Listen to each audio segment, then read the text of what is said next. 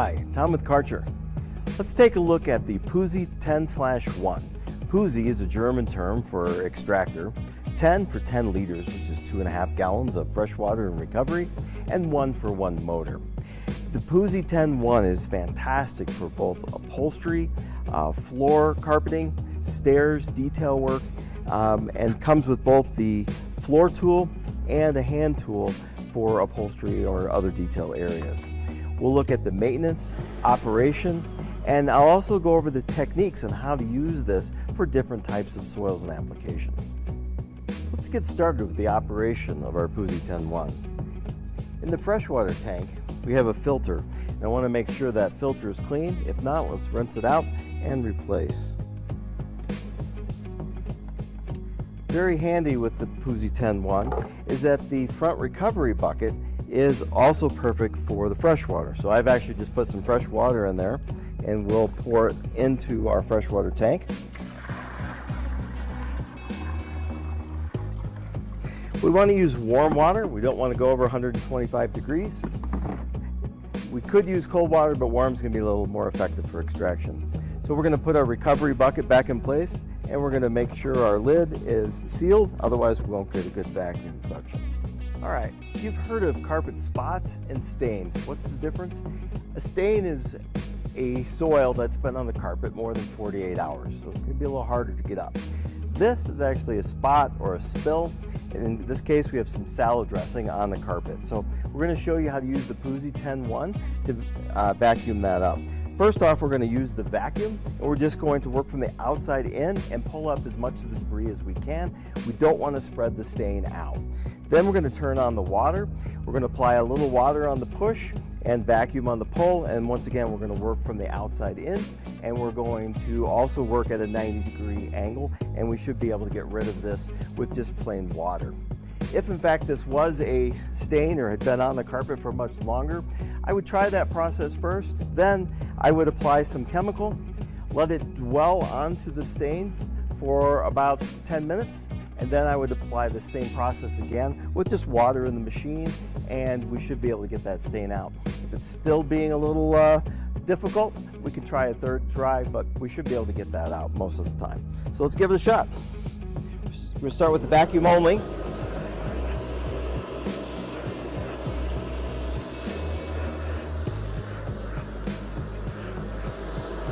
Now we'll turn the water on, apply water on the push, and vacuum on the pull. Water on the push, vacuum on the pull. Now we're going to go at a different angle. Water on the push, vacuum on the pull.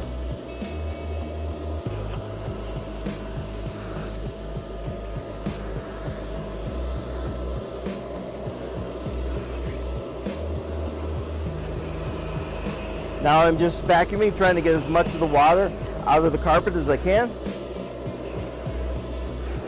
We want to leave the carpet rather dry.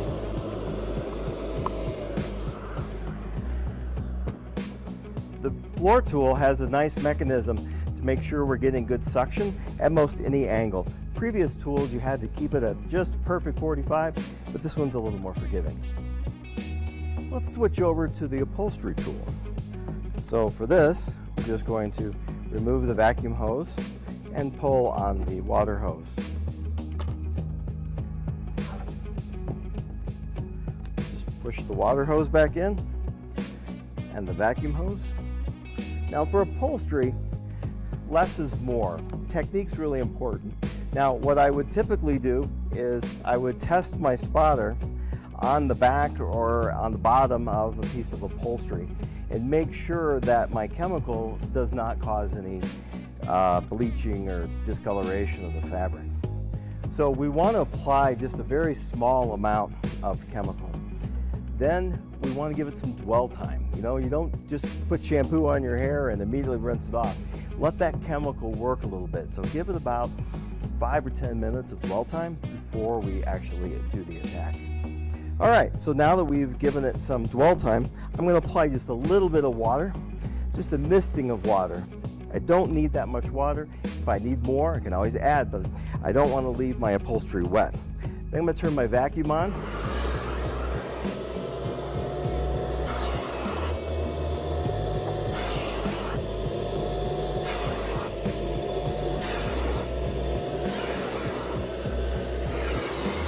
And I'm going to go at 90-degree angle as well.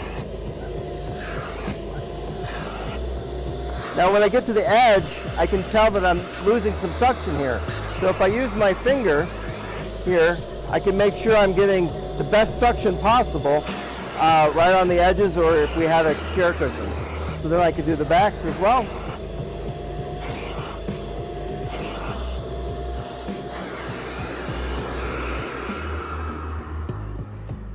And I think you'll really be amazed at the results you get, and the debris that comes out of the upholstery into the tank is pretty spectacular. So it's a fantastic tool.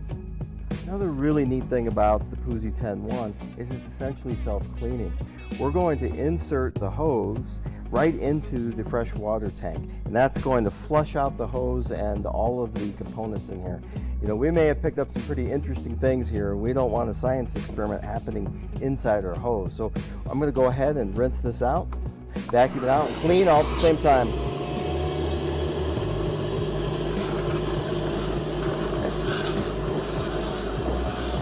So we're gonna vacuum this out until it's pretty dry.